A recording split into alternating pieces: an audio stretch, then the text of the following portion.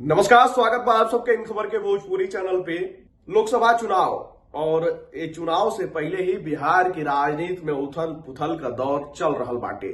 जैसे ही एनडीए में बिहार को लेके सीट बंटवारा सामने आयल कि 17 और 16 का रेशियो यानी कि बीजेपी जेडीयू और उधर चिराग पासवान के खाता में 5 सीट और हम के खाता में 1 सीट और उपेंद्र कुशवाहा के भी 1 सीट दे दिया गई। अब एक बाद चच्चा यानी कि पशुपति पारस के कुछ ना मिलल और पशुपति पारस नाराज हो गई ना। हालांकि पर्दा के पीछे बातचीत चल रहा बाटे कि कहां पे सेटलमेंट कल जाओ, कैसे जो बाकी चच्चा के भी अपने पास रखल जाओ। काहे कि बीजेपी भैया कोनो चुनाव ऐसा हो ना सकेला जोने में बीजेपी शामिल होके और वो आसानी से हो जाओ।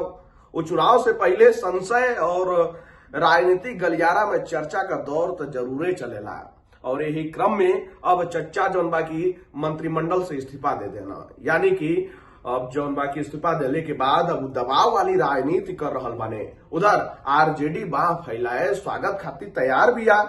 हम थोड़े कह रहल बानी, ई तो खुद तेज प्रताप भैया कह रहल बाना। जी हाँ, तेज प्रताप यादव से जब पूछल गए कि अरे उधर पशुपति पारस तो इस्तीफा दे देना, एनडीए छोड़ रहल बाना, तो वो कहना कि बहुत सही फैसला कैले बाना। हालांकि देर कर देना और स्वागत करे खातिर एकदम सबसे पहले तेज प्रताप भैया तैयार बाना। तनी आप सब सुन ली कि उनके द्वारा का कुछ कहल गए। सर एनडीए छोड़ दिया, उन्होंने कहा कि उनके साथ नाइंसाफी हुई है एनडीए में। तो एनडीए में तो नाइंसाफी होती ही है। अच्छा किया उन्होंने छोड़ दिया, उनको बहुत पहले ही छोड़ देना चाहिए था पारस जी को। और अच्छा किया उन्होंने छोड़ दिया, तो बहुत अच्छा डिसीजन है। आप लोग की तरफ आएंगे तो सर वेलकम करेंगे? एकदम वेलकम करेंगे हम तो सबसे पहले वेलकम करेंगे उनका। इसका पॉजिटिव असर होगा इंडिया पर? पॉजिटिव असर होगा अगर आएंगे? पॉजिटिव असर हो रहा है।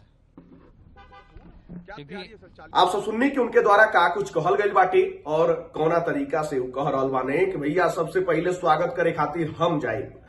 अब देखिए आप सभे कि चच्चा यानी कि पशुपति पारस वो हाजीपुर सीट पर वो दावेदारी पेश करत रहना, मौजूदा वजह से सांसद हम, और उधर चिराग पासवान लगातार हाजीपुर सीट के अपना खाता में चाहत रहना। काहे कि रामविलास पासवान का जन्मभूमि रहल बाटे, कर्मभूमि रहल बा और वजह से सांसद रहल बाने। तो चिराग पासवान कहीं ना कहीं अपने पिता के वो राजनीतिक विरासत के रूप में हाजीपुर सीट के देखत रहना है और बीजेपी भी चिराग पासवान के रूप में अपन आगे का भविष्य देख रहल बाटे और चिराग पासवान के ही खाता में हाजीपुर सीट चल गई। अब एक बाद पशुपति पारस नाराज बना।